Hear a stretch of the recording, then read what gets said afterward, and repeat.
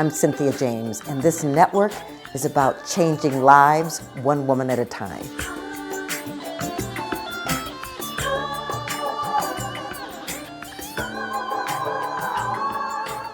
Hello, and welcome to Women Awakening. I'm your host, Cynthia James.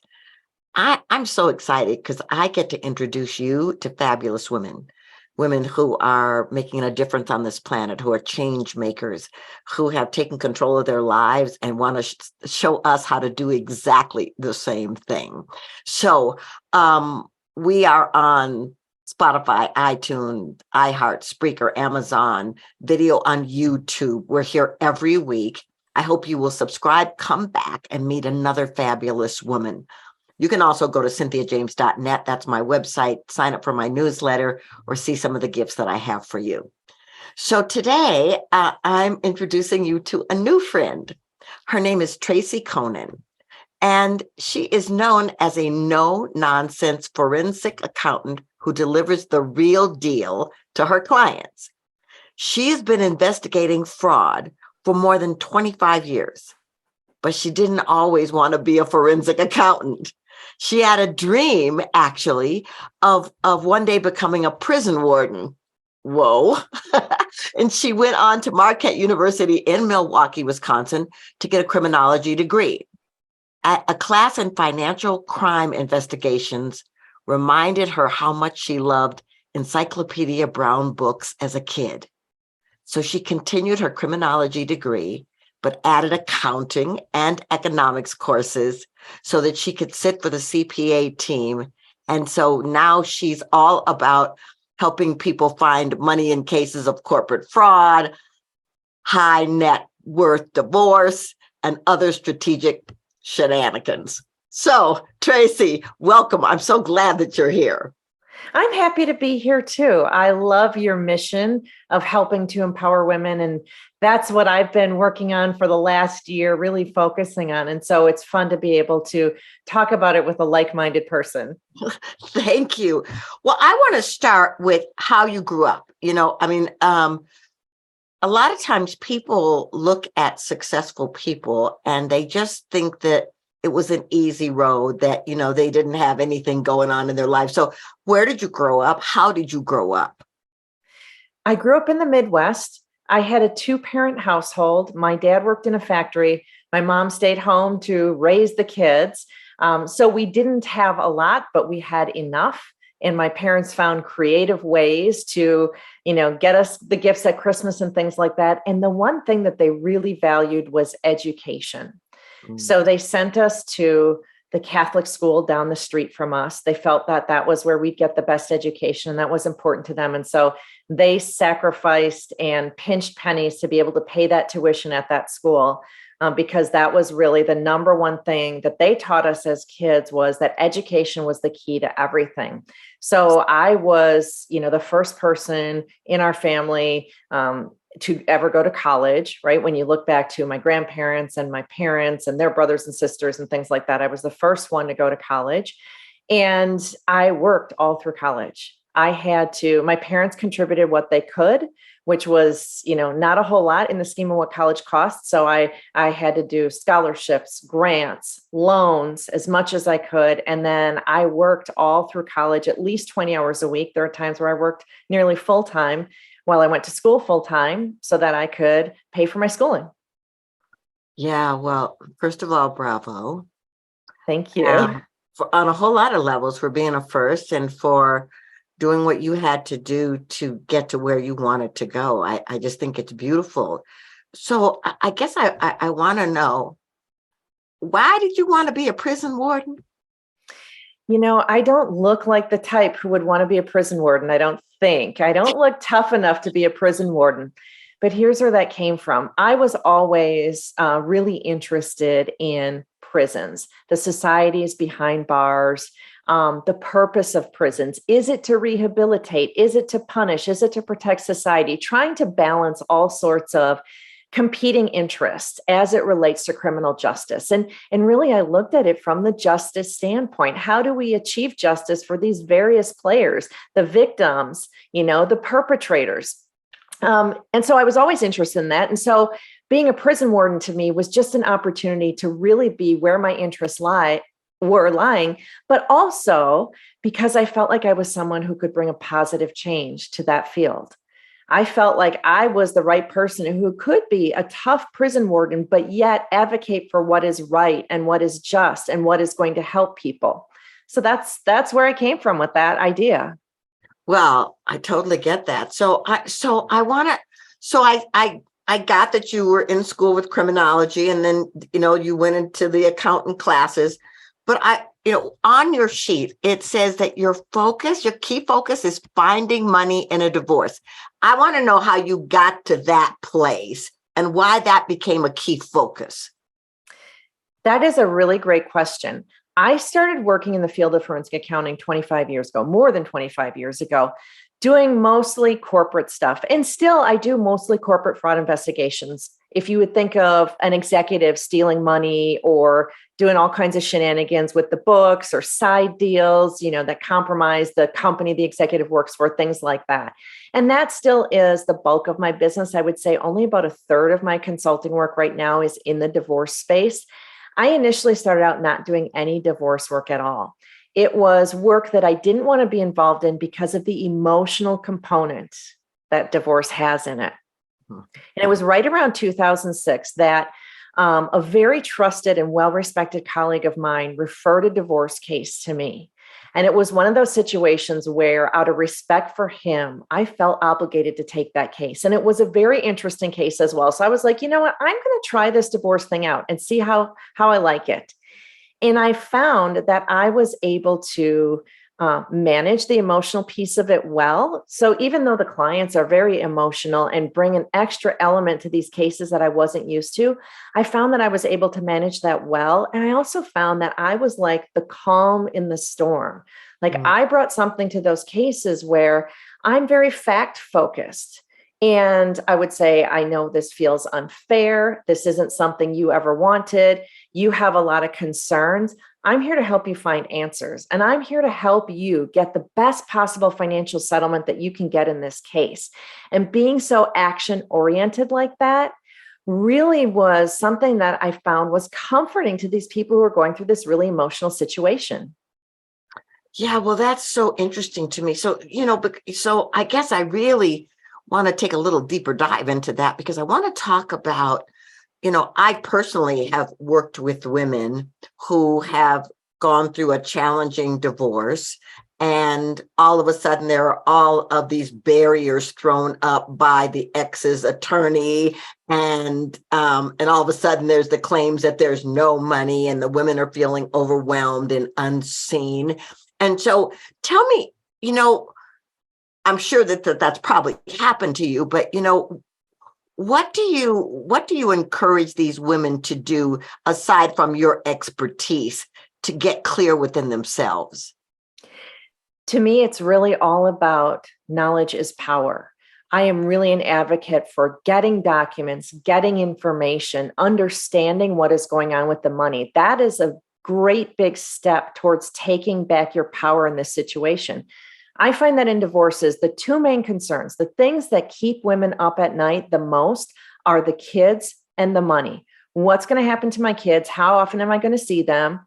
And am I going to have enough money to survive on? What is my retirement going to look like, especially if it's someone who has been a stay-at-home mom or out of the workforce for a while? And so by focusing on getting information, it's really, really powerful, because that's where you start to be able to have a good negotiation. If you don't know the money, if you don't know what's been going on, how can you ever have a fair negotiation? Right, right. Well, and, I find that a lot of women in relationships, just kind of leave it to the partner. And then all of a sudden they're up against this space. And then it's like, oh, wow, how do I handle that? And so do you advise them too on things that they can do to support themselves after there's a settlement? In terms of getting work and things like that, of course, I'm encouraging of trying to reestablish a career and getting educated. I work a little bit on the post-divorce types of things from the standpoint of how do you protect yourself financially? How do you make sure that your ex never meddles in your finances again? So I do advise on how do you protect your credit after the marriage to make sure that there aren't any credit cards that still have your name on that your ex has access to, for example. How do you go through changing beneficiaries on life insurance policies? Get your will changed. There are a number of important things that have to happen after divorce to protect yourself financially. And I advise on those kinds of things. Well, that's beautiful. So how do companies find you? I mean, is it referral? Do you promote yourself? How does that happen? I am found typically by the divorce attorneys, but I am finding more and more that women are seeking out information on the internet, trying to learn on their own what they need to do. And they're finding me that way and contacting me directly. So that has become more of a source of people finding me. Now, the downside to this is I only work on about 4 to 5 divorce cases a year. So I don't have a lot of bandwidth to do a lot of divorce cases. Right, right. So, you're a strong woman, you're a smart woman.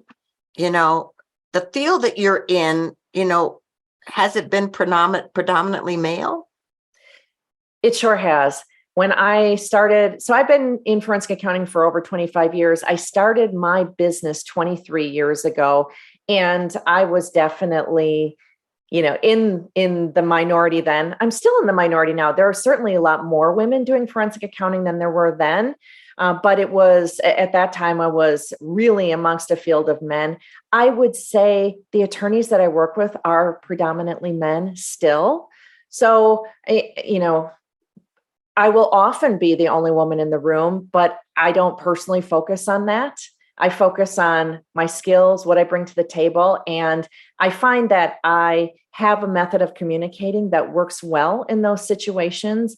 And I'd like to think that my gender is not anyone else's focus either when I'm at the table with them.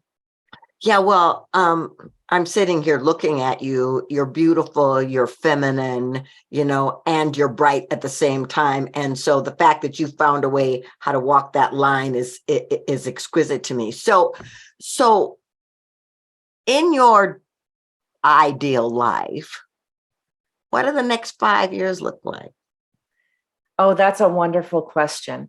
I just told you a couple minutes ago about how I can't help a whole lot of people with their divorces. So last year, I was actually a little bit distraught about that. I said, there are so many women out here who need help in their divorces, and they're calling me and saying, can you help me? And I just don't have the ability to help enough women.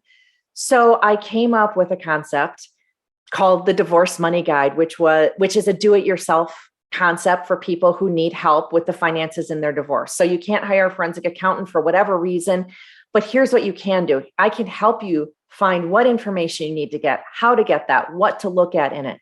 And I created that so that I could help more women.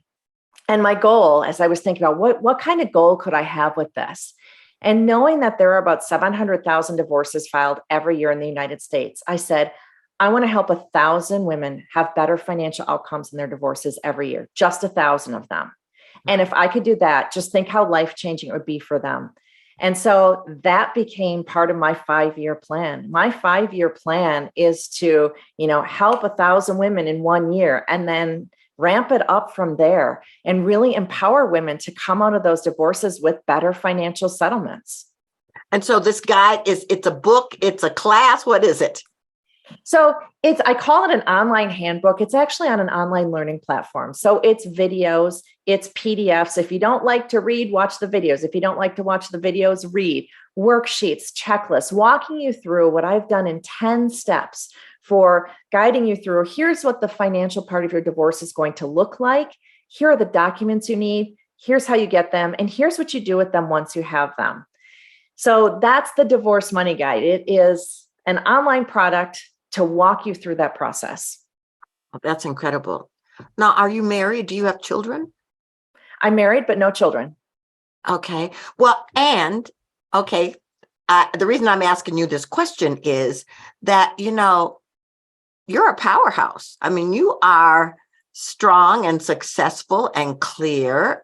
And how do you manage between all of this work that you're doing and this relationship to just really stay in your center of self-care? I'd like to be honest with you and tell you I'm not managing that very well right now. I have been working far too much, but I do believe that admitting there's a problem is the first step to fixing that problem, right? What I've been focusing on this year is protecting my time. So that means for me, scheduling days where I'm not going to work and then really viciously protecting that time and not moving those boundaries. If I say I'm not checking email on a day, then I don't check email on that day. And so that has allowed me to start bringing some life back to myself, because last year, gosh, I was working 7 days a week. I was working about 80 hours a week because I was doing all of my consulting work and trying to launch this product because it was so, so important to me, and market it because it's been quite a process to educate people about what I'm offering and why it will benefit them. And I found that I was getting very, very burnt out. So this year I said, okay, I really need to protect my time and take days off, non-negotiable. Well, I love that we're having this conversation, and I hope that the ladies are listening, because it takes intention and focus to find that balance, that equilibrium. And we're not always great at it, but I think finding out what's non-negotiable is a really, really important thing. So, what do you want women to know about the importance of their clarity around finances and relationship? First, I want them to know that they should not be ashamed of what they don't know about the money. You mentioned earlier that in so many marriages, wife will be hands off with the money and not know what's going on. It is so common.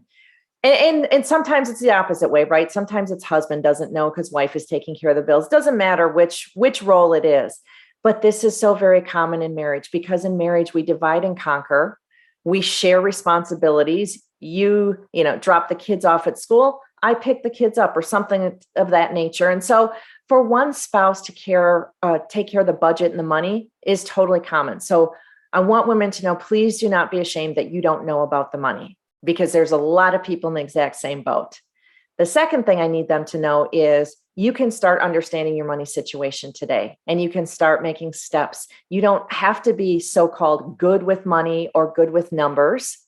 We can get you there. We can get you knowing what you need to know about what your money has spent on, what your budget going forward might look like. And again, I mentioned it before, knowledge is power. Yeah. Well, and I love that you said there is no shame here, and that now it's just you get to learn what you didn't know that's going to take you to the next level. Tell me how people find you and find your product. Well, they're going to find me at my website, fraudcoach.com, because I am your fraud coach through all of this. And I've created a landing page just for your listeners that they're going to find at fraudcoach.com/women awakening. So that's a / women awakening. Easy to remember because they're here listening to us, right? Right. Absolutely. So ladies, I hope you will check it out, especially if you're going through something, in relationship, or you just want to have a better understanding. Please go and see what she's offering. So I asked the women on this show the same last question. The show is called Women Awakening. Tell me what you think is the most important thing about women awakening on the planet in this moment. Ooh, that's a really good question. I think women awakening to recognize their own power and their own ability to choose for themselves, to make their own decisions, to be in control of their lives. This is what I see in the divorce process. I see women who have been married for years and have maybe let their own needs take a back seat to the needs of their spouse, their children, their pets.